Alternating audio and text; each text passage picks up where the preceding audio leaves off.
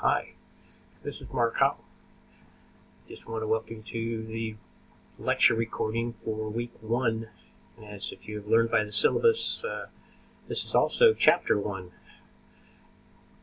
for NET126. So just to give you an idea of what we're going to do. As you remember from the syllabus, we're going to cover 1 chapter a week between now and spring break for the next 10 weeks.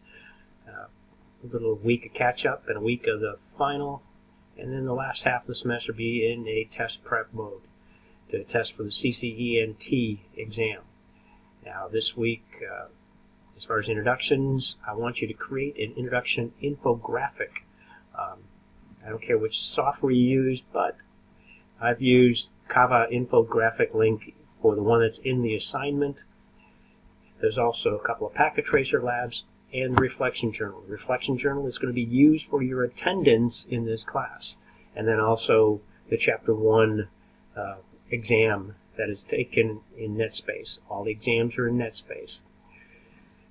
Now, to help you out, I've also created a tool, or at least using a tool to help all the definitions. It's called Quizlet. In Quizlet, let me just show you an example. These are the key terms that Cisco put together. And Quizlet opens up. And it gives you, as soon as it comes up, pretty much a list of all the key terms and cards. Let me slide my picture out of the way here.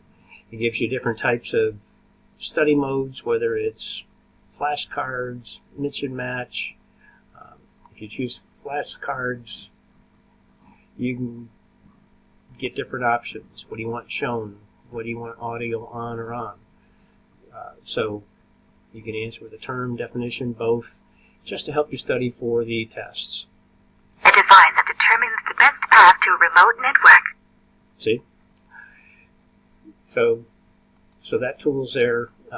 I've got two sets of Quizlets, one that Cisco put together, and then 2 I went through all the major terms and commands in chapter 1 so that you'll have something else to refer to. Now I also put a couple of videos in, link to a YouTube video just to remind you how to use the command interface, the command line interface. And then 2, for those that are really techie and want to know Cisco's official router configuration guide, you've got a link to that. As far as assignments are concerned, you've got the infographic, 3 packet tracer labs, and the reflection journal, and chapter 1. So all of the exams are in NetAcad, and you get 3 attempts per exam. I will take the highest score, and we'll go from there. So let's get right into it. Now, the PowerPoint presentation I'm going to show you is not everything that you could be tested on, but it is a subset. Some of the key terms just want to make sure that you're kind of familiar with. So we'll talk a little bit about router initial configuration. What are the basic functions, some of the basic commands, and then how does a router make routing decisions? And then a little bit how the router operates. I will probably eliminate all the IPv6 commands and examples, but you know that Cisco is going to test you on them, so pay attention to those also. So as far as configuration, now remember, a router is a computer. It has memory, a processor. Now there's 4 types of memory in a router. You've got random access memory, and that's around the iOS, running configuration, routing tables, address resolution protocol. You've got read-only memory. That's non-volatile. That means when you shut the power off, all the configuration stays in place. So here it's boot up instructions, basic diagnostics, iOS to a point. Then you got non-volatile RAM. Again, it's permanent storage. You don't lose it, but it stores your startup configuration. And then you got your flash drive, and that includes the memory, the iOS software. So just remember, you got those 4 memory configurations.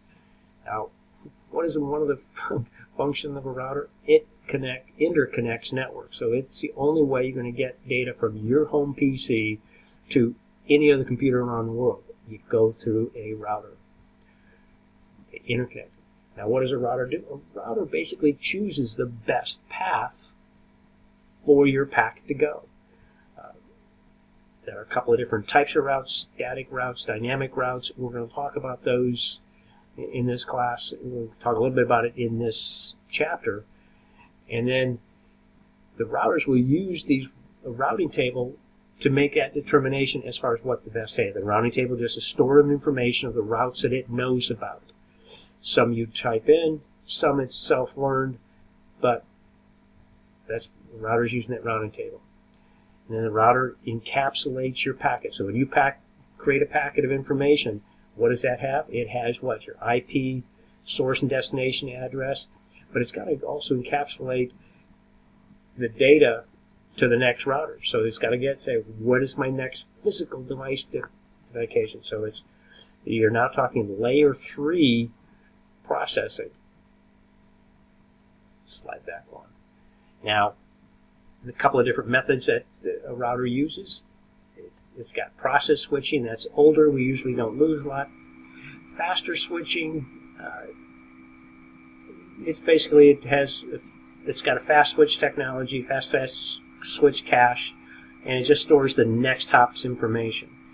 What's commonly used most of the time, and I think the routers that we have in the lab uses Cisco Express forwarding, where it's the fastest mechanism that they have.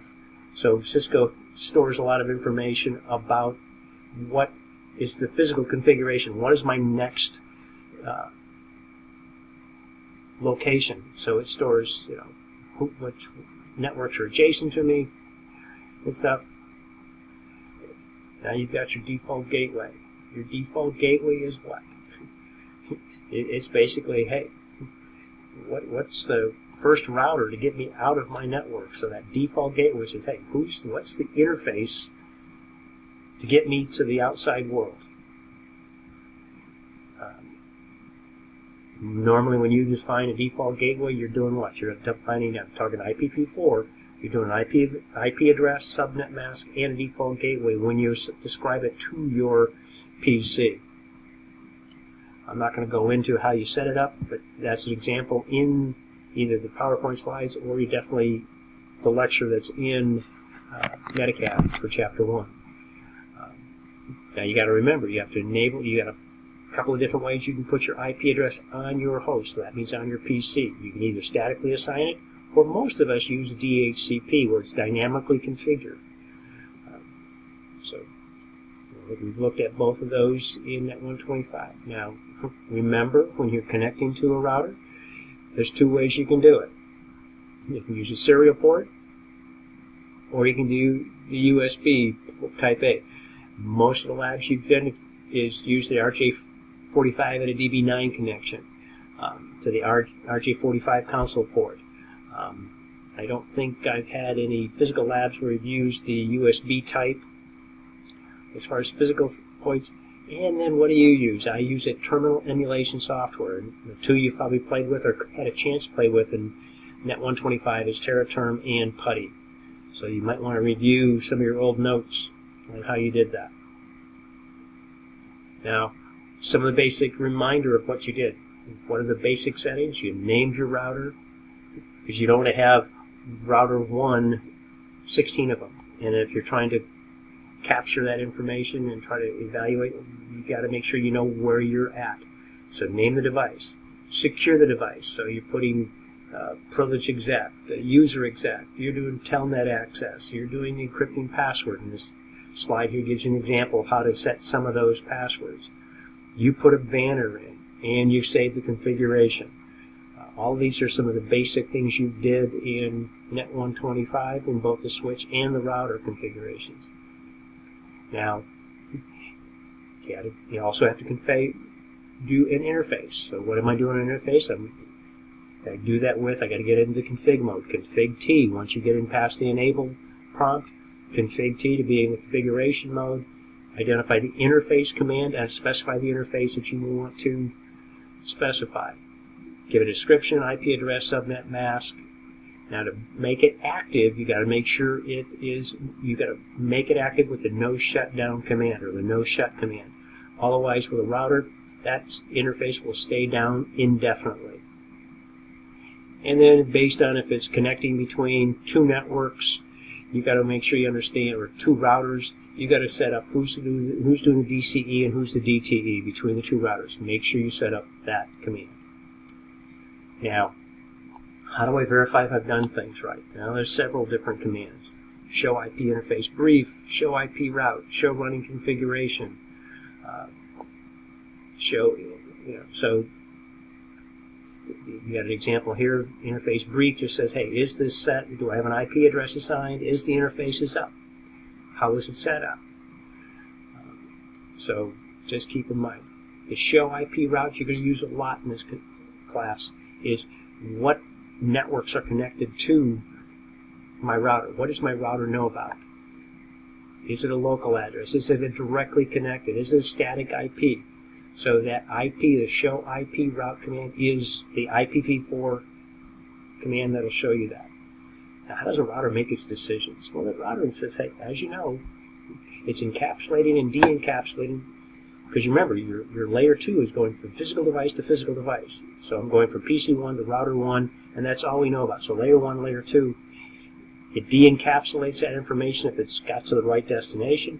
It then looks at the layer 3, looks at the IP, the network addresses, and says, hey, am I at the right destination, yes or no? If not, re-encapsulate with the next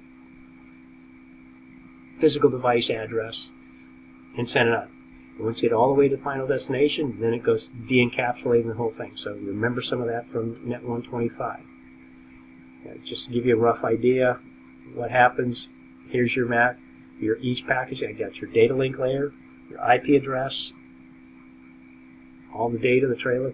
So that's what in your IP, your PC to routers are sending those all the way up the network. Now, how does a router make it? Am I forwarding or not? Packet rise of interface. The router says, does it match the routing table? If it does match an IP address, is it directly connected? Yes or no? If it is, check it, check the ARP cache, if necessary, and forward it on to the local subnet. If it's a remote, do I have to encapsulate the frame information, yes or no? If I do, remote, investigate. It's not remote. Is there a default gateway? Otherwise, I don't have a network address in my table for this address, but if not, I need to look at the gateway of last resort. Otherwise, is there an IP, is there a network that I still want to keep pushing information forward to? If not, if I've got nothing in my routing table and it's not on this local network, I drop the packet. I don't send it back. I don't get no information. I don't send a reply back. I just drop it. Now, the router uses the best path to make its determination. So there are several routing protocols to do that. For dynamic routing, the three we'll probably look at: RIP, OSPF, and EIGRP. EIGRP is Cisco's rated, the one they created. If you got multiple paths that have the same destination, it'll try to, as a default, it'll try to balance the path. One time send it through one route, next time send it to another. The administrative distance says, hey, who do I trust the most as far as this route? And the lower the number, the lower the administrative distance, the more I trust it. So a directly connected route, I totally trust. If it's a static, I manually assign, I trust even better. And then each routing protocol, each dynamic routing protocol has its own. You will want to make sure you know all this stuff. Router operation, and I'm running out of time on this video, but just look at routing stores, everything in RAM, routing protocol directly. Show IP route shows local, direct interface, static routes, dynamic protocols. And each one of those, and you look at the show IP routes, you'll see the explanations. You get a breakdown as to what indicates the next hop, what's the administrative distance, and then static route, those are manually assigned, and you'll see that by directly connected, gateway of last resort. If it's statically assigned, you'll see the S. Gateway of last resort, you'll see the S. So just keep that in mind as you're going through. Oops,